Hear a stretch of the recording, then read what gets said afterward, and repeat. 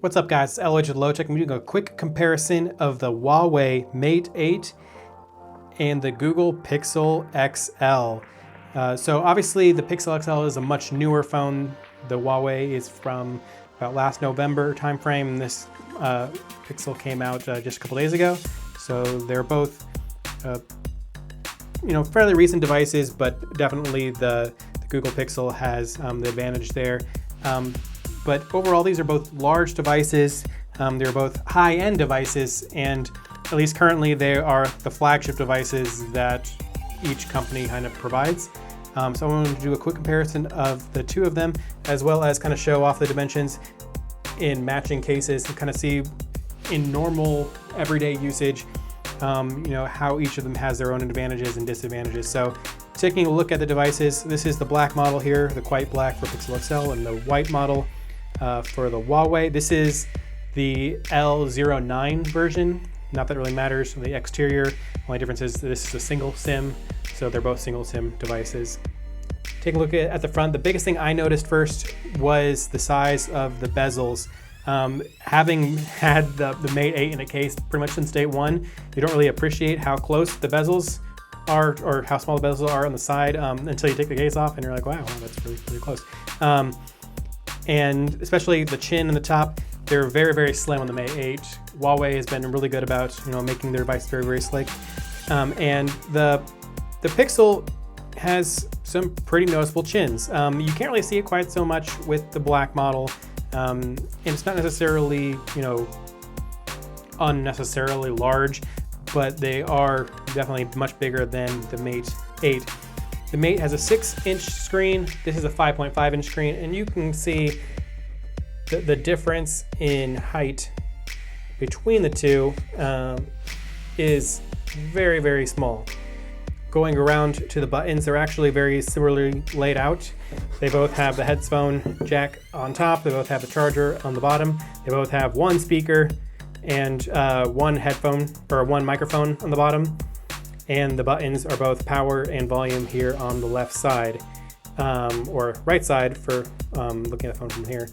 The only difference is the buttons are switched. Power is on top on the Pixel, and the power is on the bottom on the Huawei, mainly because it's a bigger phone, but like I said, not that much bigger. Definitely the Pixel has a little bit of an edge here, since the power button has a lot more of a grip or a texture element to it. So it's a little easier to find, but probably not that big an issue between the two.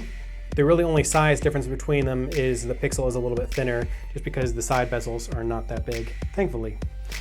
But most people are going to be using these two phones in a case.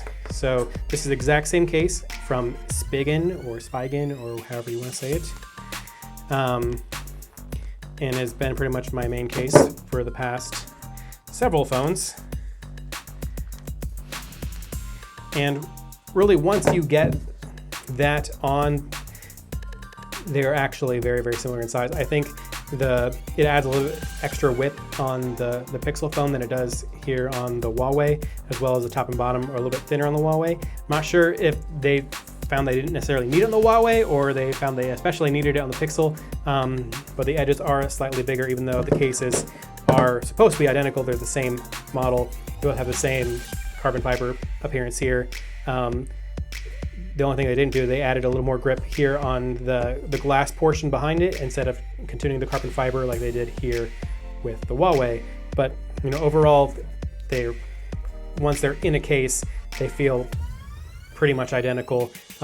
You still do feel the extra width of the Huawei, but not too much. The Pixel ends up kind of feeling a little bit reminiscent of the old Palm Pre phones, a little bit more pebble-like, just because it actually rounds the phone out a little, even more than it actually was before. Taking a look at the screens, we're not going to necessarily take a look at performance between the two, mainly because this has been my daily driver for a while, and this is still pretty much fresh out of the box.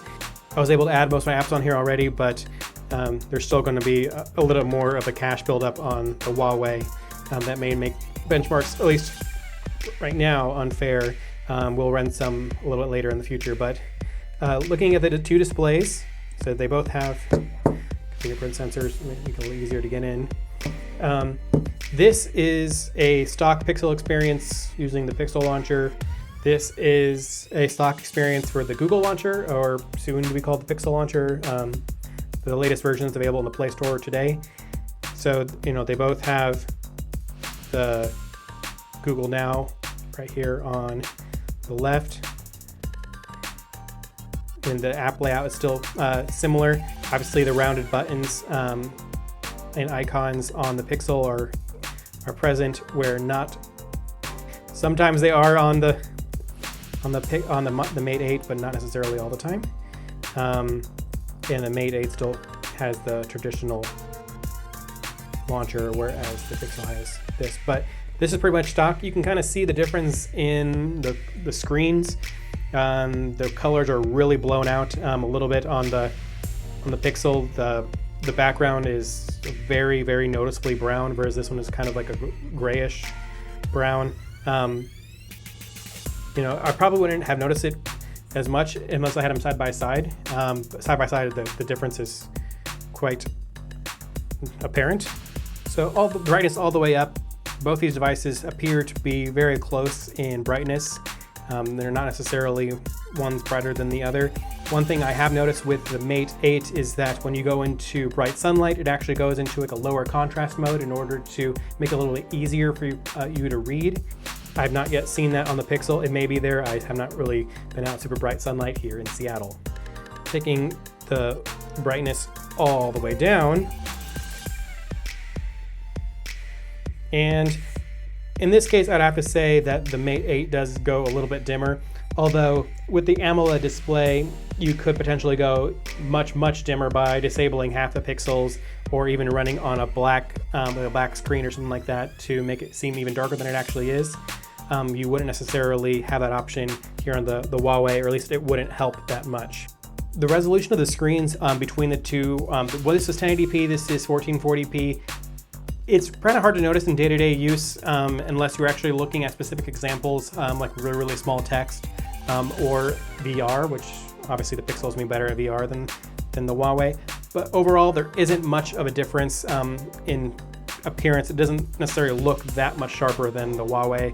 A lot of that's because of the way LCD works. That it's really easy to hide a little bit of the screen door effect. That is a little harder to do with a an AMOLED screen. One thing that I will probably miss a little bit in coming from the Mate 8 going to the Pixel is on the Pixel, you do have the ability to shrink the screen down if you're going to one-handed use.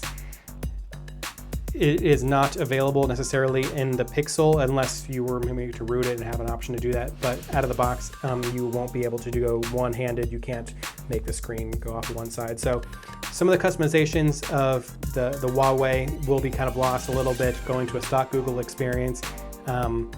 But obviously software is software. It can be adjusted, changed over time, and it's really up to personal preference. Thanks for watching, guys. This has been LH with Low Tech, and this is a quick overview of the Huawei Mate 8 and the Pixel XL. Let me know if you have any questions, things you want us to test, to showcase between the two. Subscribe.